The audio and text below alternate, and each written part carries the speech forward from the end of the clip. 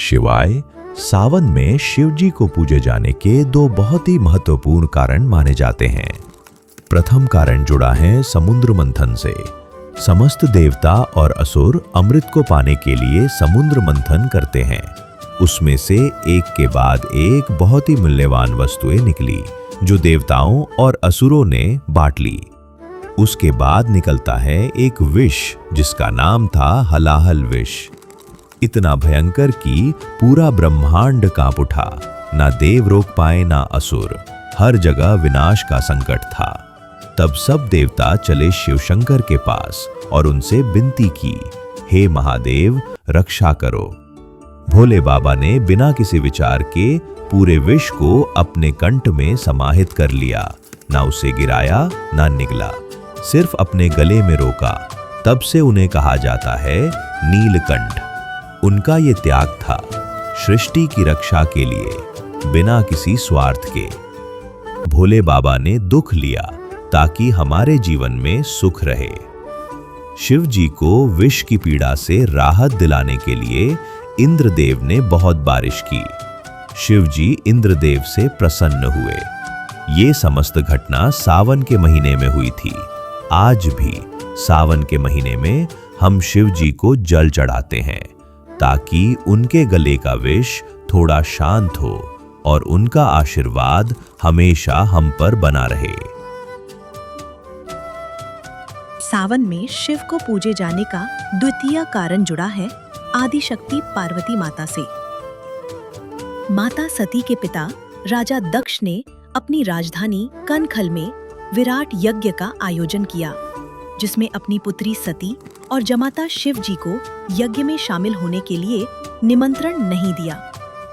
लेकिन फिर भी सती माता शिव जी से अपने पिता के यज्ञ में शामिल होने के लिए जिद करती हैं, और शिव जी के काफी समझाने के बाद भी सती माता अपने पिता दक्ष के यज्ञ में बिना बुलाए ही शामिल होने के लिए चली जाती हैं।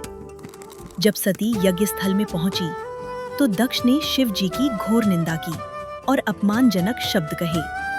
इस पर माता सती को अत्यंत दुख हुआ और उन्होंने भगवान शिव को हर जन्म में अपने पति रूप में पाने की इच्छा रखते हुए अपने आप को यज्ञ कुंड में समर्पित कर दिया और अपने प्राण त्याग दिए। फिर कुछ समय बाद पर्वतराज हिमालय और रानी मैना के घर माता सती का दूसरा जन्म पार्वती माता के रूप में होता है। पार्वती भगवान शिव की बहुत बड़ी भक्त थीं, और जब पार्वती युवा हुई तो उन्होंने भगवान शिव को अपने पति के रूप में पाने के लिए घोर तपस्या की। कई वर्षों की घोर तपस्या के बाद सावन के महीने में भगवान शिव पार्वती पर प्रसन्न होते हैं और उन्हें दर्शन देते हैं। पार्वती की घोर तपस्या से खुश होकर भगवान शिव ने उनसे वर मांगने के लिए कहा। पार्वती माता ने भगवान शिव से कहा कि मैंने आपको पति के रूप में पाने के लिए तपस्या की है। अगर आप मेरी तपस्या से प्रसन्न हैं, तो मेरी बस यही कामना है कि आप मुझे हर जन्म में पति रूप में मिले और मैंने आपकी पत्नी बनकर आपकी सेवा करती रहूं। भगवान शिव पार्वती माता को उनका वरदान देते हैं और उनको पत्नी के रूप में स्वीकार करते हैं। फिर भगवान शिव पार्वती माता से कहते हैं कि जिस प्रकार तुमने तपस्या करके सावन के महीने में मुझे प्राप्त किया है, उसी प्रकार अगर कोई अविवाहित कन्या सावन के महीने में जल से अभिषेक करके चंदन और कुमकुम का लेप लगाकर मेरा पूजन करेगी, तो उसको भी मनचाहे वर की प्राप्ति होगी।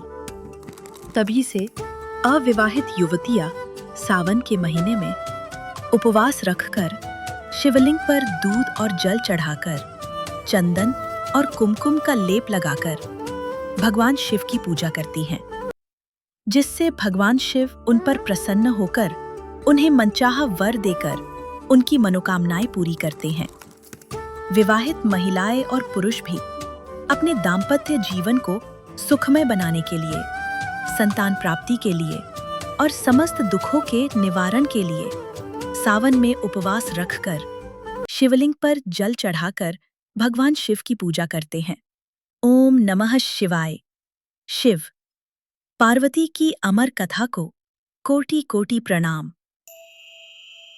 अगर आपको ये वीडियो पसंद आए तो प्लीज सब्सक्राइब करें और वीडियो को लाइक करें। समुद्र मंथन से रिलेटेड और वीडियो देखने के लिए कमेंट करें।